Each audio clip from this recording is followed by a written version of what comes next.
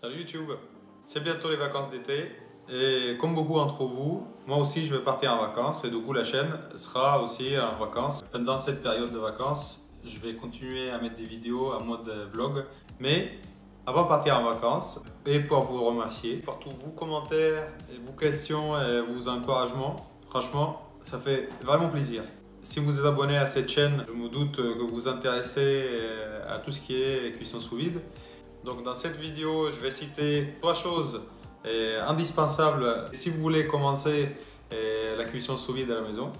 Je vais vous donner 3 livres que moi je recommande si jamais vous voulez lire plus sur tout ce qui est cuisson sous vide ou cuisson en général. Et je vais vous donner 3 sites ou chaînes YouTube que vous pouvez consulter pour regarder des recettes ou avoir plus d'infos par rapport à tout ce qui est cuisson sous vide. On va commencer par les 3 choses indispensables pour commencer la cuisson sous vide.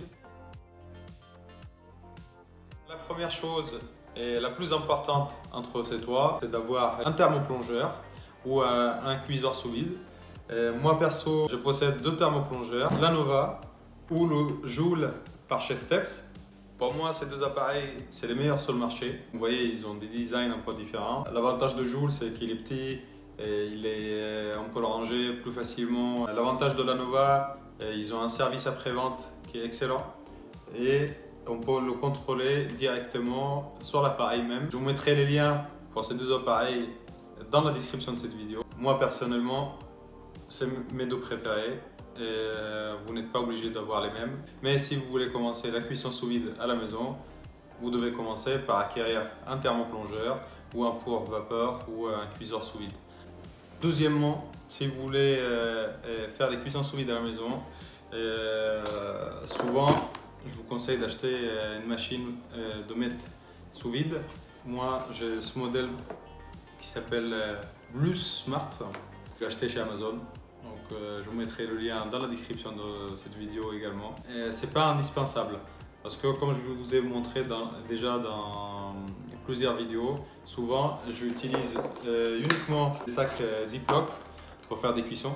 Et du coup, je ne suis pas obligé d'utiliser cet appareil, mais c'est toujours bien de l'avoir parce que en termes de conservation, on peut garder les aliments plus longtemps. En termes de sacs Ziploc, moi j'aime bien les sacs chez Ikea. Ils ont des sacs à toutes les tailles, ils sont sympas, ils sont faciles à utiliser et ils sont pas chers. Donc moi à chaque passage à Ikea, j'en achète un paquet de chaque. Il me sert aussi pour garder beaucoup d'aliments en congèle et aussi pour tout ce qui est cuisson sous vide quand j'ai la flemme de sortir mon appareil ou quand je sais que je vais consommer l'aliment à l'intérieur tout de suite ou sous quelques jours et j'ai pas besoin d'une longue conservation. Le troisième élément que vous allez avoir besoin pour tout ce qui est cuisson sous vide, c'est un bac adapté à votre thermoplongeur. Donc moi personnellement j'utilise beaucoup de bacs de tailles différentes selon l'aliment que je vais cuire. Vous pouvez acheter des bacs de ce style. Ce bac pareil, je trouvais chez Ikea avec un couvercle adapté. J'ai fait un trou moi-même, comme ça je peux poser mon thermoplongeur tranquillement. Si jamais vous n'avez pas envie d'investir dans des bacs en plastique adaptés pour la cuisson, aussi utiliser une marmite ou une casserole. Franchement, il n'y a pas de limite. Vous utilisez tout ce que vous avez sous la main. Donc voilà les 3 choses vous avez besoin pour commencer la cuisson sous vide à la maison. C'est aussi simple que ça. Maintenant passons au livre que je vous conseille si vous êtes intéressé à tout ce qui est cuisson sous vide.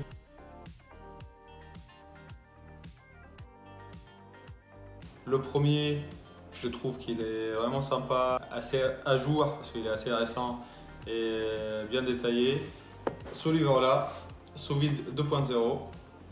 Il est vraiment bien, il y a vraiment tout comme recette à l'intérieur, bien détaillé, il y a des tableaux, il y a des chiffres, il y a des recettes, il y a des photos. Franchement, si vous avez un budget pour un livre, je vous conseille celui-là. Également, je vous mettrai le lien lien dans la description. Si vous aimez tout ce qui est cuisine, cuisine moderne, cuisine sous vide ou cuisine en général, vous aimez les photos de bouffe, je vous conseille un livre qui est super.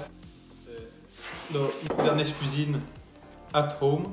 Et en fait, c'est la version simplifiée de Modernist Cuisine. Modernist Cuisine, c'est le bible de cuisinier, si vous voulez. C'est vraiment un livre chouette.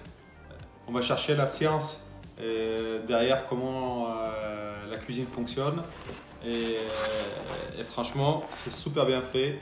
Donc, si vous avez envie de vous faire plaisir, allez-y les yeux fermés. Un troisième livre que je n'ai pas actuellement parce que j'ai prêté à un copain, c'est Under Pressure de Thomas Keller. Thomas Keller, c'est un chef américain très renommé et il a des restaurants étoilés au guide Michelin, 3 étoiles au guide Michelin. Il y a des très belles recettes, c'est bien détaillé, c'est joliment présenté. Si vous voulez aller encore plus loin dans votre voyage dans le monde de sous vide, c'est un livre que je vous conseille vraiment. Et on termine cette vidéo avec 3 sites ou chaînes YouTube que je vous conseille. Le premier site et chaîne YouTube que je vous conseille, c'est celui que j'aime le plus, je m'inspire énormément, c'est Chef Steps, donc c'est chefsteps.com ou vous cherchez sur YouTube Chef Steps. Franchement les gars, ils ont super bien travaillé, ils vont très loin dans leur recherche sur des recettes. Seul bémol, c'est que c'est en anglais. Vous pouvez utiliser Google Translate pour traduire leur page.